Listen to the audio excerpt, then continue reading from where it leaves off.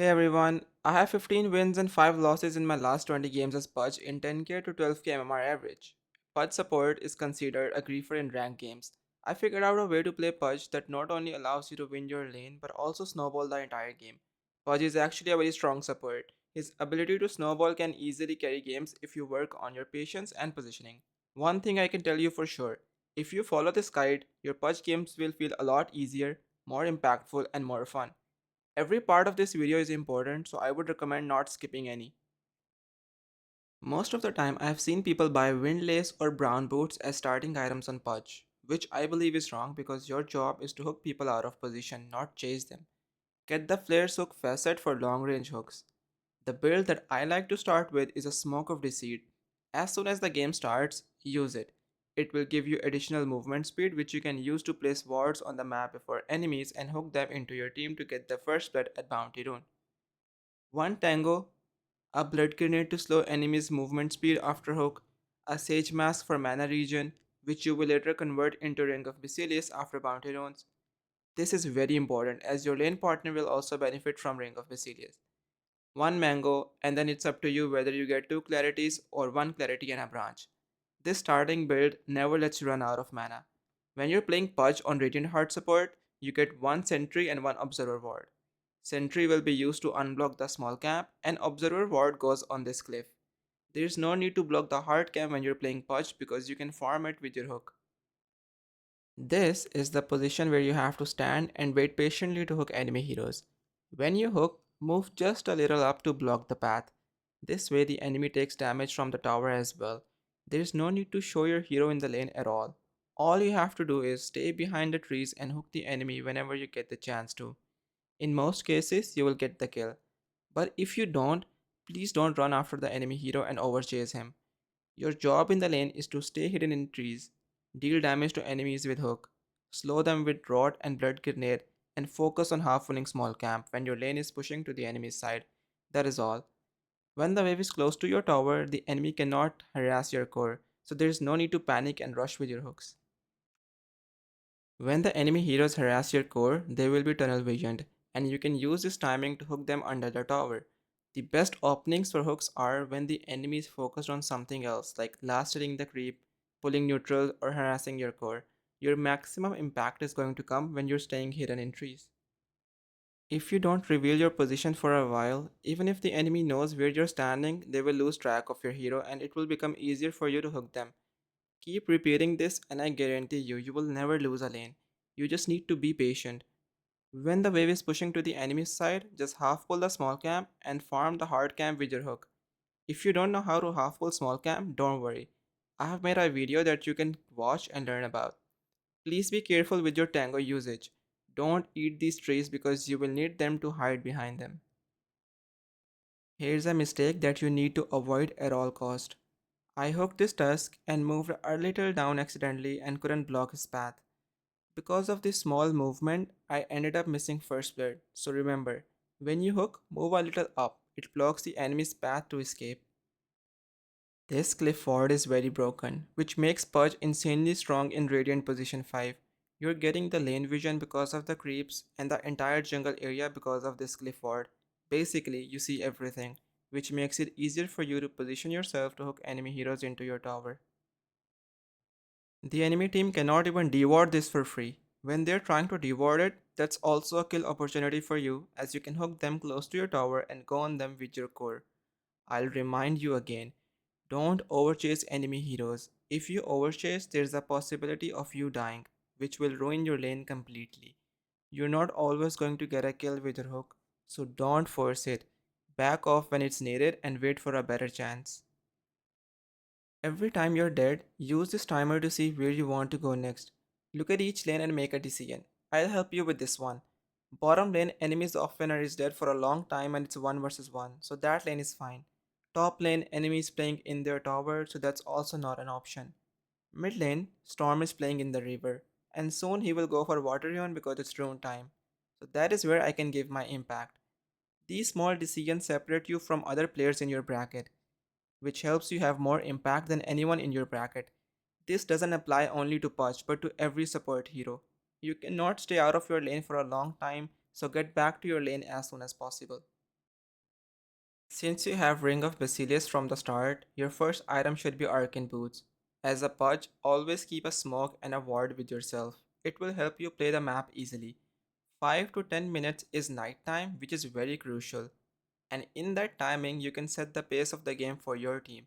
In nighttime, almost every hero has reduced vision, which you can take advantage of and gank other lanes. Let me help you with breaking down different games so you can get the idea of what are the things you need to keep in mind while ganking. Can my carry lane alone while I rotate? If yes, then you can leave him alone. Mirana is a hero that can lane alone because he has leap to escape if enemy goes on her. In case your carry cannot lane alone, then you will stay with him for a little longer, and after stealing Wisdom Rune with your hook at 7 minutes, you will start rotating on map. Where can I make the most impact?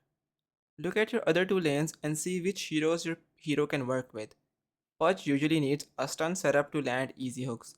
So wherever you can find a hero that can set up for your hook, go with him. You don't need to be a superstar and throw random hooks. It's more valuable to ask your teammates to stun the enemy hero so that you can hook them out of position. If you start throwing random hooks and miss them, you will lose all your impact. You want to get as many kills as possible in the first night time so you can build up the flesh heap stacks, which makes your hero really tanky.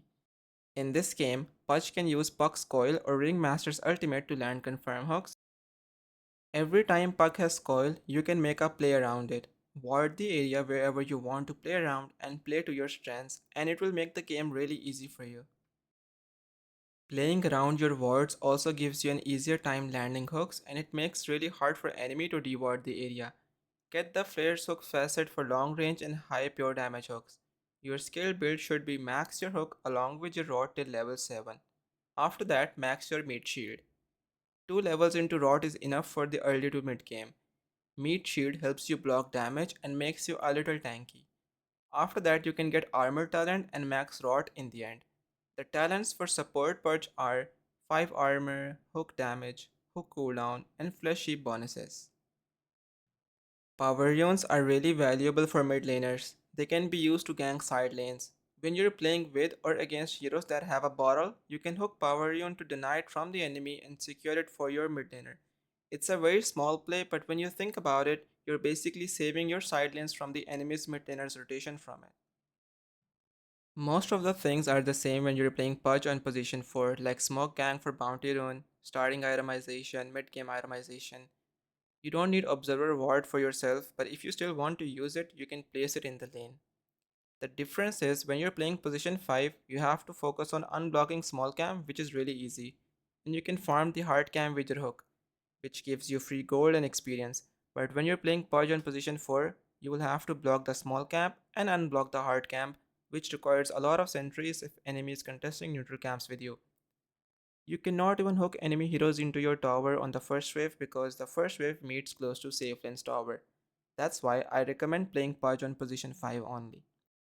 In case you want to play it on position 4, these are the trees that you need to play behind and hook the enemy whenever you get the chance to. Don't reveal your position until you hook the enemy, otherwise it will be really hard for you to land your hook. Hook's damage type is pure and it deals more damage based on distance, so you're going to treat Hook as a way to zone out enemy heroes. If you're not getting a kill after connecting your hook, it's fine, don't overchase heroes. 5 minute onwards, start rotating on map and find a hero you can play with. In this game, it's Ringmaster that Pudge can roam around with because Ringmaster can slow with third spell and help Pudge for hook. Or, Ringmaster can use his spells after the hook to get the kills in the early game. In teamfights, your job is to hook the enemy into your team's side. Pud's strength in the early game is to hook people far away from their team or save his allies from enemy with his hook. Avoid walking in the middle of team fights and focus on staying behind and connecting your hooks. If you do this, you will feel the difference in impact.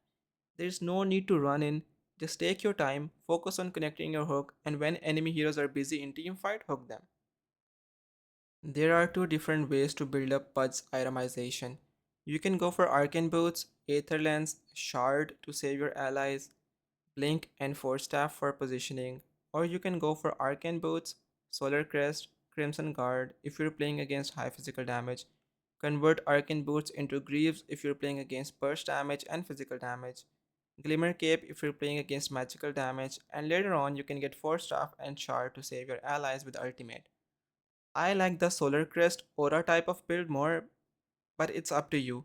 And the reason is, even if I'm not doing good with hooks, I can give impact by giving buff to my allies in team fight and providing stun with my ultimate. You can make Aether Lens after Solar Crest as well. You will get the idea of itemization when you play the hero yourself and understand your playstyle.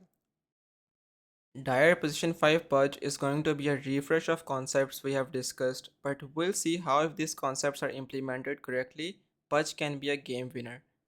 Smoke Gang for first blood at Bounty Rune. There's another very risky play that you can try, but it can go wrong as well. If your mid laner has a ward that gives you vision of the enemy's mid lane, you can wait for enemy's mid laner to show and hook him on the first wave. Most of the time people don't expect this and end up dying if you have a blade grenade to follow up. This can go wrong as well if enemy also has vision of you or if you miss your hook and it kills a creep. Your mid laner's experience will be ruined if you hook the creep and there's a chance he starts crying about it. So it's up to you how daring you are. You have to also get back to your lane as soon as possible, otherwise your carry will start crying for laning 2 versus 1. This is the area where you can stand to hook enemy into your tower. Usually enemy doesn't have vision there, but in this case Tusk is playing really forward in the lane, which is giving them vision of that area. So I adjusted to other trees where the enemy heroes cannot see me. The concept is the same. Try your best to not reveal your position and hook enemy when you can feel from their movement that they're not thinking about you. Always keep one blood grenade with yourself so you can slow the enemy heroes with it after you hook. You're not going to walk in the lane and right click the enemy heroes to zone them out. Since you're a melee hero, you will take damage from both enemy heroes and creeps. That's why you're going to rely on your position and hook to either kill the enemy or zone them out. These three trees are also really good blind spot. If you stand close to these trees facing the left side, you will be able to see enemy heroes close to the neutral camp area, but the enemy heroes cannot see you. A very good position to hook the enemy to create a 2 versus 1 scenario. When the lane is pushed to the enemy's tower, then these are the trees that can be used to hide. If you're not hooking the enemy into tower, then at least make sure you hook them in a way that your core can connect to you. Otherwise, the enemy heroes can go 2 versus 1 on you and kill you. So avoid using unnecessary hooks. In the laning stage after your Basilius, your focus should be to keep mana and healing resources with yourself so you never have to worry about having no mana for hook or dying after using hook on enemy because you have low health. The more you focus on these resources, the faster you will get your arcane boots. Being greedy in the lane will make the lane as well as the game hard for you. Here you can refresh 3 different concepts at the same time. Carry can lane alone and it's nighttime so I should rotate. Most important one, I have to help my mid laner with power rune because he has a bottle. And lastly, overchasing is bad, it can get you killed. It would be a good trade if I didn't have a kill streak, but it would be amazing if my hero didn't die at all whether I have kill streak or not. Moving on, my hero is dead now, I have to look at other lanes. Top lane, my carry can lane alone, and even if I hook Wind Ranger, she will run away with Wind Run. Middle lane, Cop doesn't have enough damage to kill Timbersaw without ultimate, and Timbersaw can kill me if I hook him. Bottom lane, I can do something. If Nick stuns to set up for my hook, there's something I can do. At every stage of the game, you just need to think about where and how can I give the most impact. The easiest solution is smoking with your teammate who can set up for your hook. This way, you both can run around the map and create pressure. If your teammate is not following you, you can follow him. Warding makes it really easy to play the map. If you have vision advantage, you will most likely make correct decisions. If you don't know when and where to ward, don't worry, I have made a video that you can watch and learn about. There's a very important thing you need to keep in mind when you smoke to get first blood. That is, you should have your team with you when you hook the enemy hero. Don't hook enemy hero if you're alone. There's a chance you end up feeding after connecting your hook. This initial bounty rune is a power spike for Pudge, where he can hook and get a kill, to start with an advantage of first blood experience, gold and flesh heap, so don't waste it. The starting items, mid game items, rotations are all the same. The only difference is going to be the position in lane. As a dire position for Pudge, it's really hard to hook enemy heroes into your tower because the starting wave is close to Radiant safe lane tower. Your job in the lane is to secure range creep if your core cannot do it. Range creep is always positioned deep in the lane. If enemy team is good, they can zone your hero out when you try to last hit the range creep. If you have a melee core that doesn't have a spell to secure range creep, then you should do it with your hook. Like in this game, Axe doesn't have any spell that he can use to farm range creep. Other than this, block the small camp and focus on unblocking the hard camp. You will need hard camp in lane so you can pull creep wave and bring the wave closer to your tower. When you will pull hard camp, enemy will have two options. 1. They ignore it and you have the wave close to your tower, which is good. And second, they come and contest it, which will give you space to get them out of position and a chance to hook them. The lane can go good or bad depending upon how you play it, but the best you can do is try not to die, which is really easy if you don't overchase heroes in the lane. Wait for the night time and become Batman. Start rotating on map and see which hero can you give the most impact with. If you talk about this game, Monkey Stun and Naga's Ensnare is a good setup for Pudge to play the game. There is no point in going to the lane where you cannot give any impact, or it's super hard to give any impact. Therefore, figuring out which hero can help me scale better is really important. If you stick to these few concepts while playing Pudge, not only will your game sense will improve over time, but also you will start thinking about power spikes of every hero, understand map movement, spell usage, and discipline. I have to repeat this concept again and again because it is just very valuable. Every time your hero is dead, don't alt tab and scroll through social media. Look at every lane and see where I need to go next. Bot lane enemies playing under his tower, so it's hard to do anything there. Top lane is a good option with Naga's Ensnare, but my carry is on low health. Mid lane is also a good option. I can hook this Sharafian with Monkey Stun. Look at the timer as well. It's power rune timer, so going mid makes it more valuable. These small decisions really change the outcome of the game. Some tips I would like to give you. If you miss a few hooks in the beginning, don't let it get to your head. And if someone is being toxic because you cannot connect your hooks, just mute him. You cannot argue and play at the same time. If you're missing your hooks, don't get mad at your teammates or find their fault in it somehow. If your teammate accidentally came in front of you and it blocked your hook, move on from it. There's no need to tell him that he's blind, because these things are normal. Everybody makes mistakes in the game, even the pros do. And if you think about them too much, you will struggle to enjoy and learn the game. Missing hooks can be very costly sometimes, so always prefer using hook on a setup rather than throwing it randomly. A last reminder for team fights. Put's strength is to hook people out of position, far away from their team. You will have more impact if you play to your strengths. Don't start walking in middle of a team fight. Have patience and wait for the right moment. Repositioning is very important in team fights. It gives you a wider perspective. The Sand King is teleporting.